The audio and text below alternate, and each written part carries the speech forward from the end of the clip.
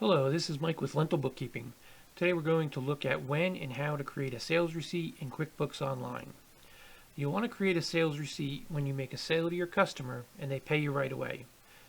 If they're going to pay you at a later date, then you're going to want to create an invoice so that can be sent to them and they'll mail that back in with their payment in the future. Okay, to create a sales receipt, we come to the Quick Create button. Under Customers is Sales Receipt. And here it is.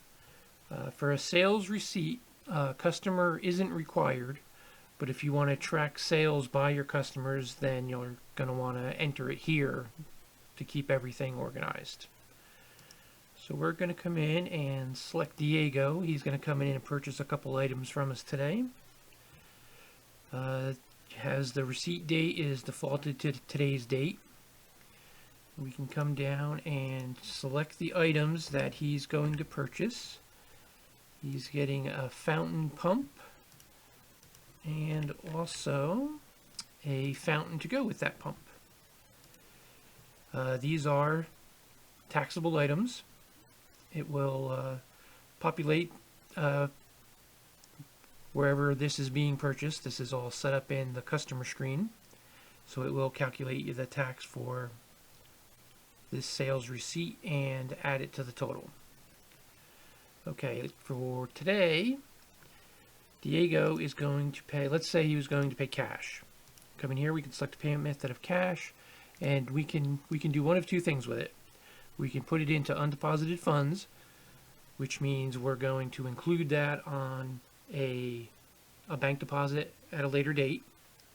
Or if you want to keep this in the cash register, you can select cash on hand.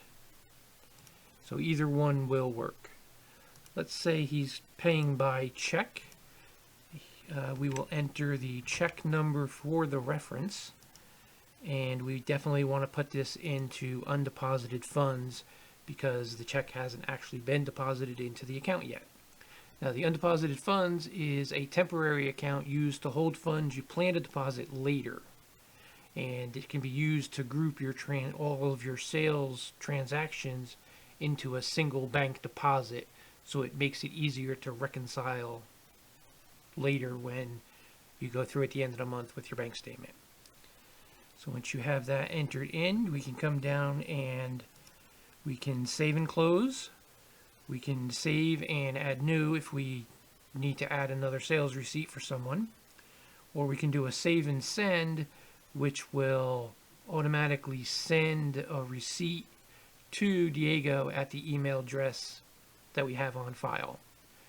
Now, obviously, if he doesn't have an email address, that needs to be entered before you can do a save and send, but that is how that would work.